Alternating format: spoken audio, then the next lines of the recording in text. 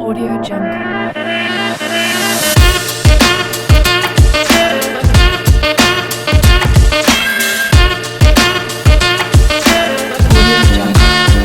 What's going on, family? We back again. What's up, Croc? Back again. Not much, man. Chilling, man. How was your Juneteenth holiday? Man, I tell you what, I really didn't do much for Juneteenth. I was trying to stay in the house and not get into too much Hey, trouble. it was baking, wasn't it? It was hot out there, wasn't it? And one, it's too hot around here. And then two, there's been a whole bunch of foolishness that's been happening. Hey, people lost their mind, man. Like, I don't know if it's usins or someone else, but there's been just a lot of foolishness. And I so think it's everybody. It ain't just us. We ain't gonna put it on us. Everybody lost their mind. everybody, I agree with that.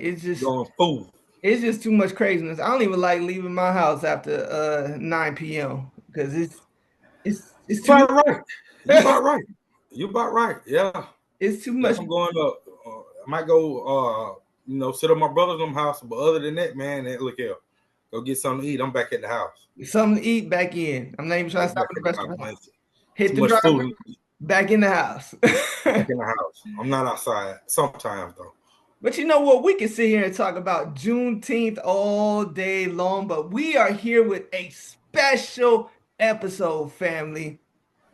So Croc and I, we are a pair of educators, and we figured while we're here in the summer, we wanted you to meet some of our educator friends, and let's talk about some of the things that are plaguing the education system right now. So this is an episode we've done before. You know, sometimes you just got to go back to your wheelhouse, right, Croc? It's because it's still relevant. It's still important. You know what I'm saying? So I think the conversation need to be ongoing. Absolutely. So, when we worked together at the school that shall not be named, we were part of one of the greatest teams that I have ever been a part of in my educational career. Absolutely. Absolutely. We brought along some of our teammates to come and join us here in this particular episode. So let's go ahead and see if we can bring a couple of them in right now. So Where first, they at though? I'm gonna add in our good friend Tinika coming into the podcast. What's going on, Tinika? Hey guys. How many Hello. years have you been teaching, Tinika? Oh my gosh. 15, going into year 16. 15. Vet in the game. I think they're not our only special guest. We also brought another one of our teammates from back in the day, and this is Matt. Matt coming into the podcast right now. AKA White Chocolate. Oh my goodness, not the nicknames again. AKA White Chocolate. Where you at, Matt? Here he is. Hey. Himself, the man, the myth, and the legend. All right, Matt, how many years you been teaching? This is going to be my 14th year. 14. Another vet in the game. Man, I tell you. Croc, how many years you been in? Since 08. Oh my goodness. 08, 09, my first year. So yeah. Clearly, I'm the oldest in the podcast, but the baby of the group. So this will be my 8th year going into the classroom, and so. And it's still vet status though. It's still fresh. Yeah, that's vet status, bro. Definitely vet status. The way teachers coming in the field and leaving, that's vet. Yeah. If you in there more than 3 years, now you're a vet. Look, hey, they're like a career in the NFL, ain't it? 3 years. At the school that we were at, it took me 3 years. I was the longest tenured person on the staff. That's a good segue into a question I have for you guys. Why do y'all think the turnover and burnout is so high for teachers? Ooh. We'll start with the lady, Tinika. The lack of respect for the professional.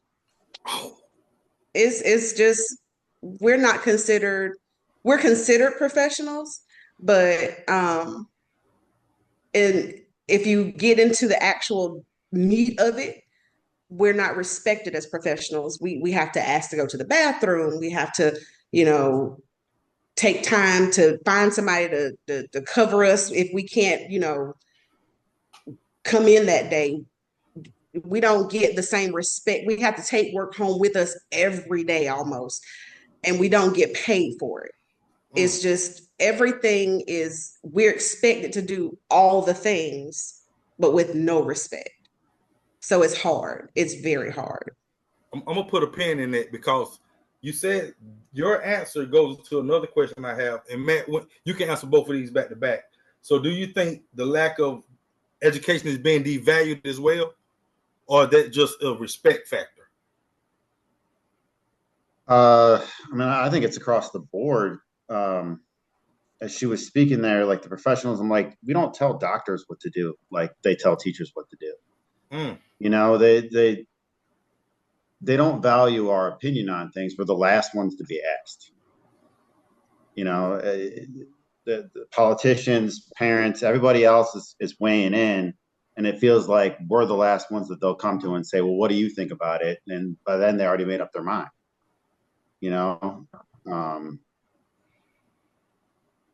So we talked about lack of respect, but I think there's a trust issue too. Mhm.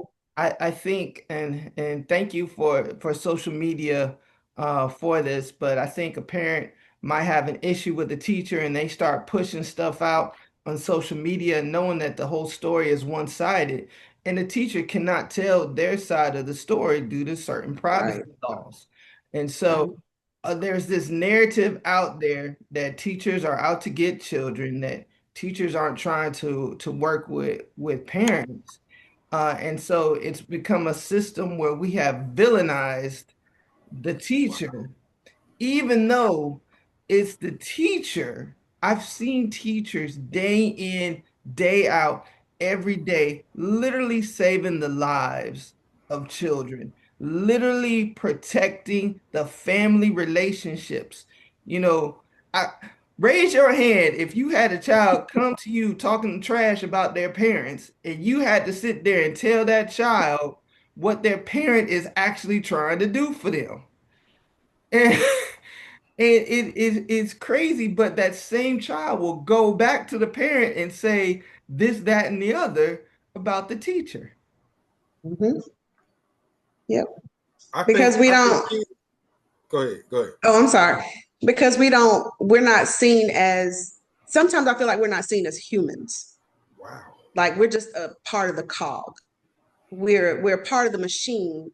And I can come and tell my teacher all these things, but as soon as my teacher makes me mad, boom, I go home and I tell my parents all the things that I want to make up and hate about this teacher. And then my parents get on social media and they're, being keyboard gangsters. And you can't do anything about it because we're bound by law, by contract. We can't get on there and say, well, that's not what really happened. What really happened is ABCD. You know, Mm. it's we don't have that human value anymore. Does anybody else have a Facebook group dedicated to your school where the parents are going out and saying a whole lot of stuff about your school and teachers in the school? Is that anybody else? Or is that just me? it's a favorite Oh my pastime, gosh. going back and looking at the place we used to work, reviews of it, and my current school. There's always a few. There's some good ones, but there's some bad ones too. Some of the years old, and it's just it can be highly entertaining the tangent they go off on. And Yeah, I've never seen it on the school's Facebook page, but I have known parents to use their private pages to blast principals and schools and teachers and everybody else in the association. My So school had to shut down their entire Facebook page because of there's a lawsuit in right now happening because this young lady attempted suicide. I don't know if y'all have seen it on the news and all this stuff.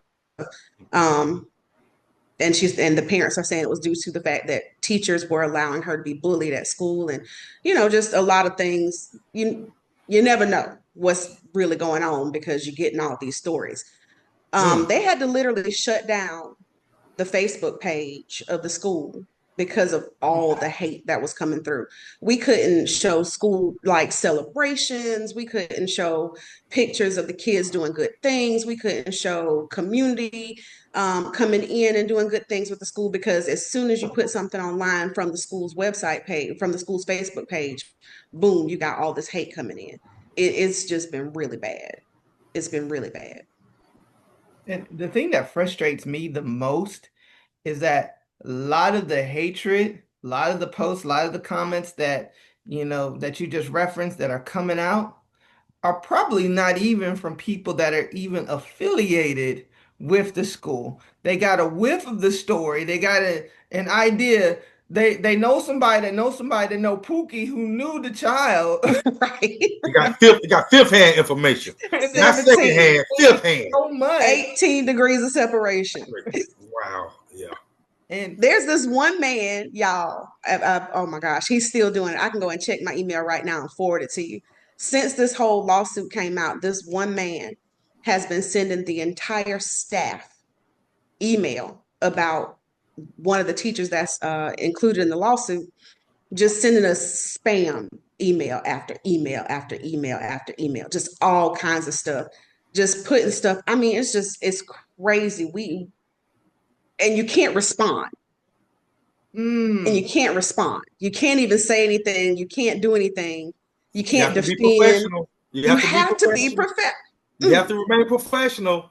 Let them say anything they want to you. Let them say anything they want to you. And you have to smile and look real pretty, Every single day. The point that Tinika just made about, they view us as not human. It's like we don't have feelings. We can't be hurt. We're the AI that's going to replace us one day, that we just can't feel. We have no emotion. I had a parent ask me my why. Why did you become why, Jerry? Huh? Am I getting interviewed? I'm like, what? I was about to say, were they about to give you a little raise or something? What was happening? Yeah. Here's my why. My why is to get paid every other week. And when I don't get paid, I'm going to be asking why not? Why not? That's funny.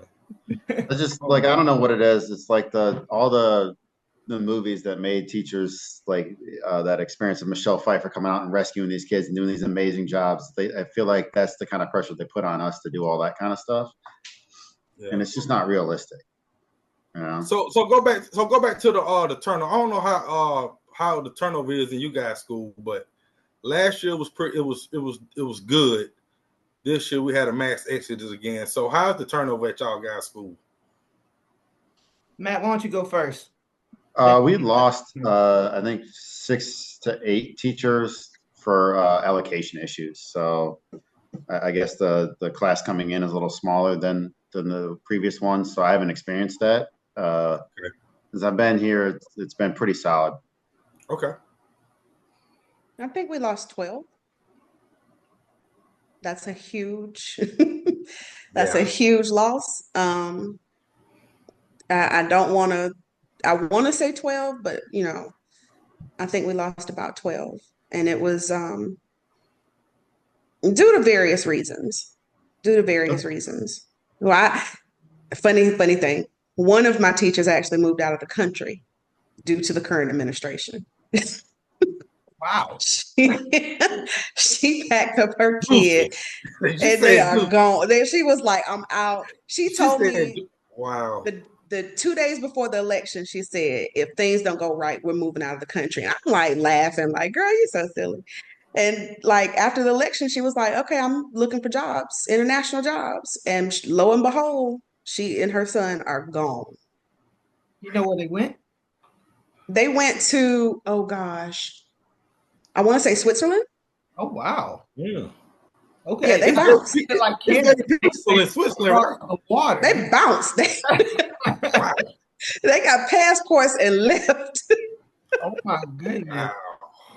Now for me, y'all know I'm in one of the largest middle schools in the state. So I think we lost about 8 to 10 teachers. Most of them just got reassigned or moved to a different position. I think only two might have left the profession. So we Hmm. actually we're doing pretty good this year. Huh? Last year we did end up losing a lot of teachers, Hmm. and it's because some of the things we already talked about, uh, uh, just the workload and the amount of stuff that's just being put on teachers, and it seems like it gets heavier and heavier More, each year. yeah, Yeah, more every year. well, I guess a little nuance to the question is I ain't talking about people that lead a profession. I'm talking about teachers that go from like school to school. That seems to be like a thing. And I feel like when I was in the restaurant business, a lot of waitresses do that in the restaurant business. They go from restaurant to restaurant. And I'm like, what are they searching for? Why you keep leaving? You know what I'm saying? Hmm. And I know some people looking for better opportunities, but when you make a lateral movement like every 2 or 3 years, like what is that about?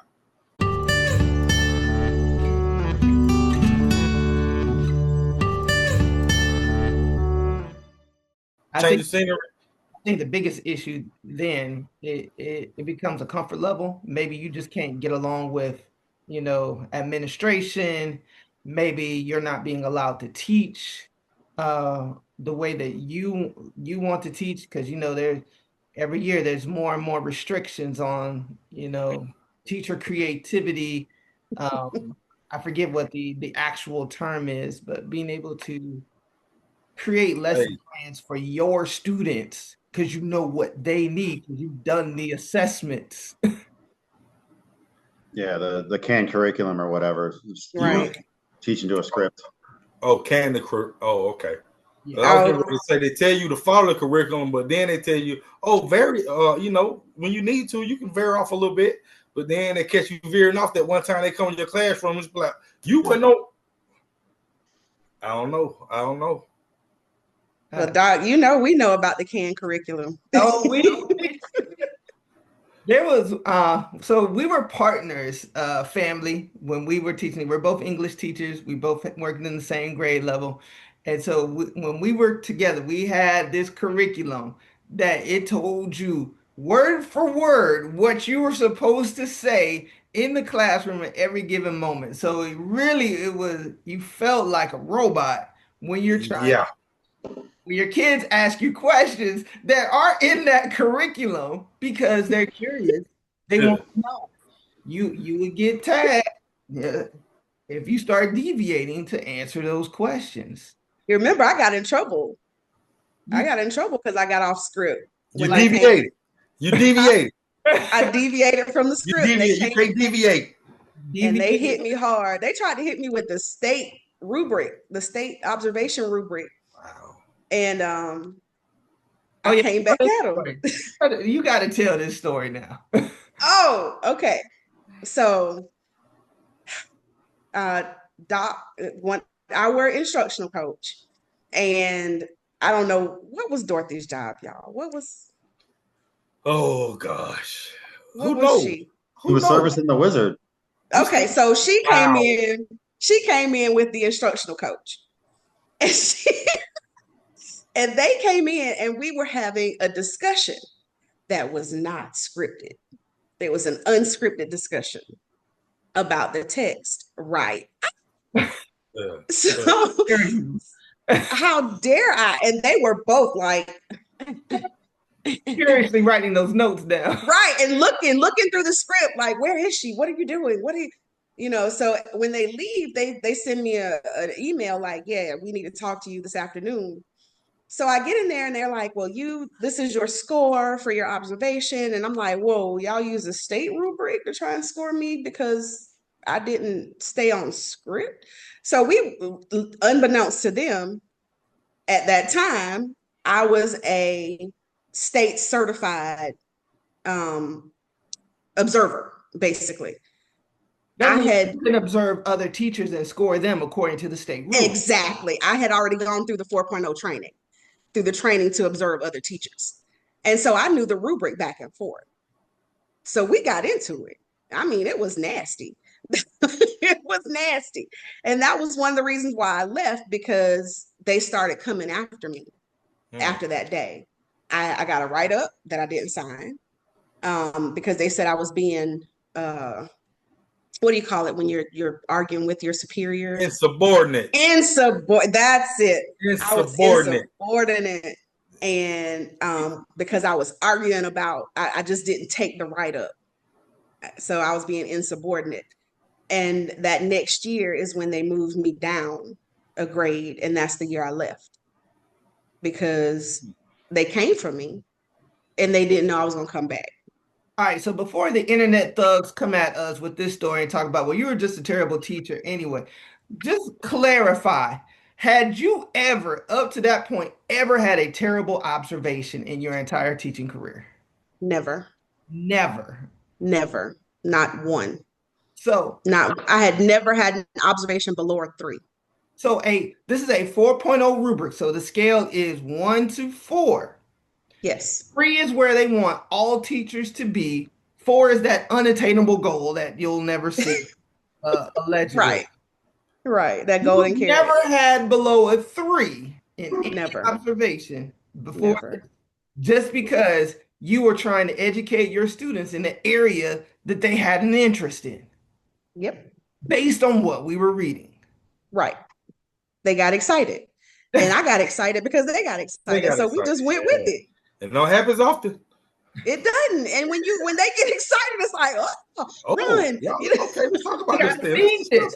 We got to feeling this. I'm with it. I was going with it. And I thought it was a great lesson. It turned into a small debate. It was phenomenal. Anybody from the outside looking in, not knowing that I was supposed to be on a script, would have graded it totally differently. Because I went back and I graded it myself using the rubric. While we were talking. And I was like, okay, so you gave me a 2.7. This was a 3.5 at least, just from the level of questioning that was happening and the student discourse that was going on. Oh, wow. Just the script and how you rate a teacher, those don't match up. That doesn't have to cross over. That doesn't affect the scoring. And the script was from guess where? Louisiana. What? So it's not even South Carolina curriculum. It wasn't even South Carolina standards. It was from Louisiana. And nowhere in the South Carolina standards does it say you have to follow a specific script. What it does say, though, is that your students need to be engaged. At all times. They need to be answering high-level questions. Creating. Number 3, They were creating high-level questions. That was what got me. It wasn't that they weren't asking them. They were creating these questions. They were creating these conversations. It was thinking. They was thinking. Yeah. And a lot of them don't do that nowadays. So the fact that they was thinking ahead. For education, this is where we want to be as teachers. When the kids are asking questions and answering other kids' questions about a topic we're studying, that's what we want. And the fact that you got a reprimand for that, it was crazy. It was wild. So I guess that leads me into another question that I have. What was one of the wildest, weirdest, craziest things that have happened to you during your educational career? So I don't know, Tinika, if that's your story, but I tell you, I'll stick with that one. I'll tell you, for me, y'all remember, did any of your schools ever now or in the past use the Remind app? Yes. Anybody using the Remind app now? I've heard of it. I don't know if it's dead and gone, but the weirdest thing that happened to me was being hit on by a parent through the Remind app. It not even just hitting on me, hitting on my wife too, which I don't know how this parent got even a picture of my wife, but I've never had anybody slide into my DMs on any social media, but to have a parent on the school official Remind app to slide into a direct message to try and find out what me and my wife were doing was like the weirdest thing I've ever had to encounter. Yikes. What y'all got? Wow. Top that. You won. Let me tell you something. I started off in special ed in a very small program. I had diploma track and certificate track kids. Uh, I had a girl kick a trash can before walking out the room. One of the metal trash cans. She clicked it clear across the room.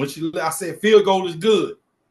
She got pissed off and she just walked on out the room. We had kids walk out every day because they know by law we couldn't stop them. All we could do is call their parents. So I mean, in a week time, we might have 7, 8 kids just decide I'm tired of school. I'm going home. And that was a story every week. So, oh yeah, I had one little guy who was getting gang initiated. He left the school and hid in the woods and watched us look for him. That's probably one of the craziest stories I got. He was laying down on his stomach in the woods, the perimeter of the school, looking at us. Look for him. And after about an hour, we called his parents and like, you know what, it's on y'all. The next day, his mom called the principal and said, yeah, he was watching y'all look for him. See, that's why it's still to this day. Every class, I have my class line up outside the classroom, and I look for them throughout the day, so I know if you here or not. And I'm asking, okay, where is so and so? Where's so and so? Because kids will disappear in a heartbeat. I had one child. Um, she would disappear from somebody's class every day. And I would be the teacher that would go and find her. I'm gonna find wherever you are. I'm asking, I'm calling SRO, principal, whoever. I need this child because she ain't in such and such class. She called her mom or went home and told her mom that I absolutely just hate her. And so I called mom the next day. I was like, look, I don't hate your child. But this is what your child's doing, and this is what I'm trying to do to help her because unfortunately, something's going to happen to her if she doesn't do what we need for her to do. And but yeah, she just disappears all the time, even to the last day of school, just disappearing. Don't know where this child's going. But Where's Waldo, kid? seriously, There's always a few of those in the school. You're always looking for them. Where are they? Hide in the bathroom. where are they? Where are they? And you feel bad because you holding up your class because nobody's learning because we trying to find a child. There's a safety issue that's happening here. All right. Anyone else? Something weird that happened to you in your career? Uh, I had a parent ask me if the kid should get a vasectomy because it was a little bit like Croc was talking about with students that are really disabled because that's who I'm working with now. Wow. And he was getting serious with the girlfriend, and the mom just blurted that out on the phone when I was talking to her, and I was like, I want to ask your doctor that. I don't know. Wow. Time out. Dr. Matthew. The mom knows that there's something happening between this child and another child. Well, both kids had pretty severe disabilities, so there was sort of that area where you sort of understood in a sense, but because she would end up taking care of that kid. Mm-hmm. Or at least maybe that was what she was thinking in her mind. But Nothing about how do we keep these two separated or having a chaperone at all times. Just should he get a vasectomy? Is where yeah. There was lead up to that okay. part of it. We were on the phone, but Ah. we keep them separated at school. What happens outside of school is on the parents. So. That's crazy. We've been asked to do a whole lot of things, but give medical opinions. I don't know. I don't know, man. Gotta go. Got an emergency. Gotta go. I am pretty sure in loco parentis died decades ago. We're not supposed to be the parent making those kind of decisions or anything academic. I'm all in. But anything with your personal life and your parenting, if I were to get involved, you'd be the first one to question or be concerned or say something out on social media about teachers taking your role. Mm-hmm. And I really think that man, inappropriate is the word that comes to mind there. I don't know how you would handle that. She All must have right. felt real. She must have felt real comfortable with Matthew. I didn't know what to say. Way too comfortable. Get off that Gonna phone real slide quick. into your DMs. I gotta go. Sorry. All right. Yeah, that's So we're shortly running out of time here. So I wanted to see if we can get one more question in. And I really like this question that one of us posed earlier. So I'm gonna come back to this. How has the value of education been devalued? In my opinion, we have no value anymore. We're we're not an education system anymore. We're a business. We're in the business of we're supposed to be in the business of educating, but we're in the business of bringing in money. There's no um there's no there's no value in what we do. What we do is glorified babysitting at this point. mm. Um, and we're babysitting with grades, and those grades are dependent on, you know, how much the parent chats up the principal. If we give the honest grade and then the parent goes and chats up the principal real hard, then our honest efforts no longer matter. We're not valued. There's no value in what we do anymore. Any teacher that says they do it for the money, which is a no, they don't. You really genuinely have to be in this profession for the love of the profession, and that's it. Just, I mean, for the kids, you genuinely want to try to contribute to society, even though we are one of the least valued professions in all the professions there are. We are the backbone of every profession. Hmm. We are where it starts, but nobody sees us that way. We're not in other countries. There, I can't remember what it was I was looking at, but there's another country, I think it was Denmark, who was just recently awarded like best education because they pay their teachers like doctors, and they get breaks, and they get paid maternity leave, and they get paid paternity leave, and they get these things that show that they're valued. That made me want to have Meaning, another kid right there. huh? That made me want to have another kid right there. I don't Why know are you about doing that. I don't know about that. it? I mean, I go to work every day. I show I up. You go know to what I'm saying? work, but I I'm don't not. know about that, doc. That's the I'm not having no extreme. more babies, doc. What is I wrong need with you? to go call my wife. Hey, I need that paternity leave. Let me call Miss Doc and tell her to watch out. I'm sick of wow wow. Right. Mm-mm. But that country, whatever country it was, the educational system is above every other educational system in the world. And they're producing these phenomenal citizens. Finland. Is it Finland? Finland. Okay. I knew it was somewhere over there. Because my school It's district, we have had sent educators over to Finland to study the Finnish educational system and it really. brought back some of those ideas. Not everything, but I they're volunteer as tribute. I definitely want to get on that trip whenever it comes around again. But they did this years ago, studying the Finland education system.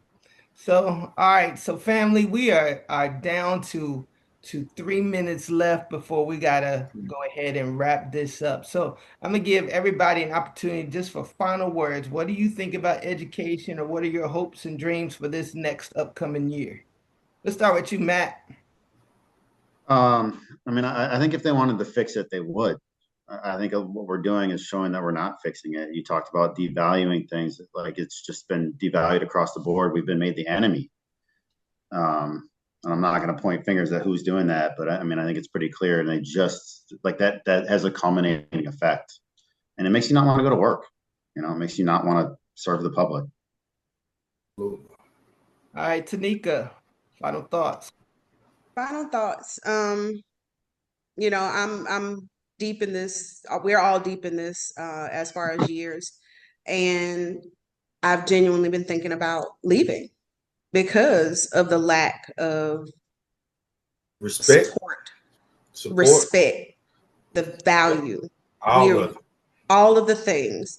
Mm-hmm. I just, is there something else out there for me that would give me the same satisfaction, but would not leave me in a state of depression at the end of the day?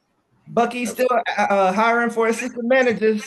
But stop it, Bucky. We going to Bucky now. That QT For no the more. Bucky's. QT space. QT. QT. Chick-fil-A. They all hiring. Chick-fil-A is a wonderful organization. Hey, but let me say something real quick before we just to piggyback on what Tinika said as far as like, I think people with back to social media, I think it's so much, look what I got, look what I got, look what I got, look what I got. People are not looking at the work it takes to be successful and to have those things that everybody put on the screen. And the older we get, now you got the parents teaching the same thing to the kids. So now guess what? It's perpetual now. It's perpetual. So I believe until we break that cycle and stop believing everything these kids see on social media, like the influencers, that's work. Even though you just sitting around and you posting every day, still work. You know, work comes in different forms. And I think that's one of the biggest things we're missing today, not just in education, but in society. Don't nobody want to work. They want to jump straight to the reward. They want to jump straight to, to the top of the mountain. And it don't work like that. You got to climb the mountain first. So that's just me.